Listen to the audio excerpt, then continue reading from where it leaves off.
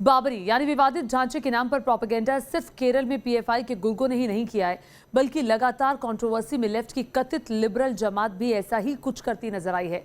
हर बार की तरह जेएनयू के लेफ्ट विचारधारा के छात्रों ने कथित इंसाफ के नाम पर बात शुरू की थी, जो आगे बढ़कर विवादित नारों तक पहुंच गई।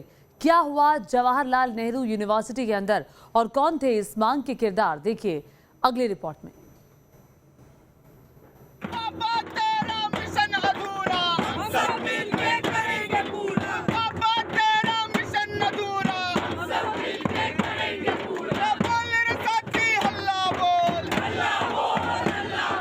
बजती हुई ढपलियां,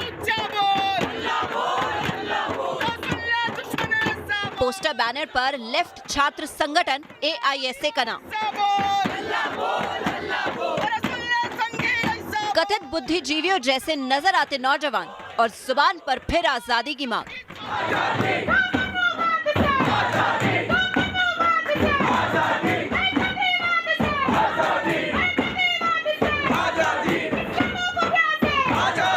समझ तो आप गए ही होंगे वीडियो कहाँ का है। जी हाँ, ये है दिल्ली की जेएनयू, जहाँ एक बार फिर लेफ्ट संगठनों ने प्रदर्शन की।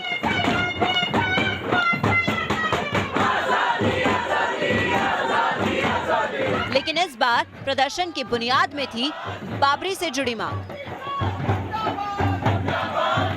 कैंपस की गलियों में ढोल थाप और आजादी मांगती आवाजें थमी चंद्रभागा हॉस्टल के सामने जाकर, जहां छात्र नेताओं के भाषण का आयोजन था और भाषण देने के लिए मंच पर आए लाल मफलर पहने जेएनयू छात्र संघ के उपाध्यक्ष साकेत मूल। सुनिए साकेत को बाबरी क्यों याद आई। जस्टिस नहीं मिलेगा, उन्हें सजा तो मिलना ही पड़ेगा, पर साथ साथ कंपेंसेशन भी देना पड़ेगा और ये कहना पड़ेगा कि आपको कि जो बाबरी मस्जिद गिराया गया ये गलत गिराया गया और इसीलिए इंसाफ होगा कि बाबरी फिर से बनाई जाए। इस इंसाफ के लिए लड़ाई है साथियों। जब हम बात करते हैं डॉक्टर बाबा साहेब अम्बेडकर की और आज उनका महापरिनिर्वाण दिवस है और इसी बात पे उनके कुछ बातों को याद करते हुए मैं अपने बात को आगे बढ़ाना चाहता हूँ।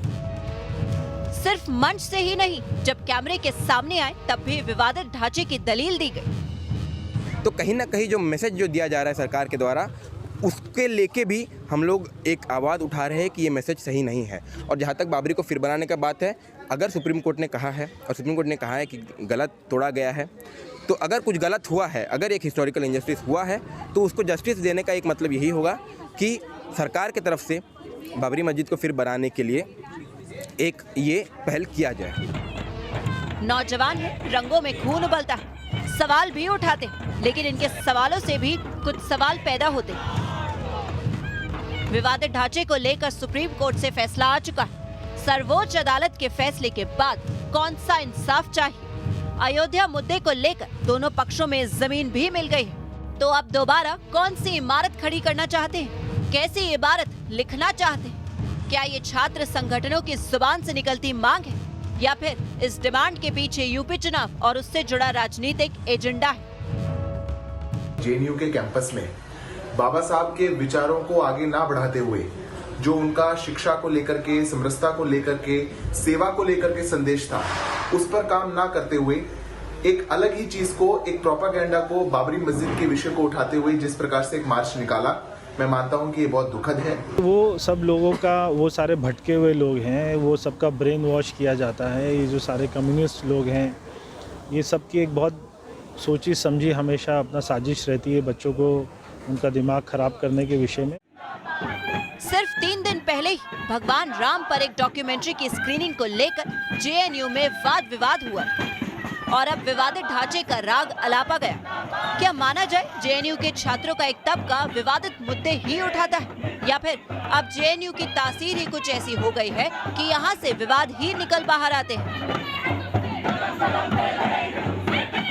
दिल्ली से मणिदीप के साथ विकास चंद्र, न्यूज़ नेशन।